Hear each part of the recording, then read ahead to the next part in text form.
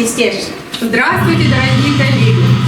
Вот из великих сказал, если в календаре ничего нет, а на душе неспокойно, то нужно придумать праздник и отметить его, а иначе будет совсем не весело.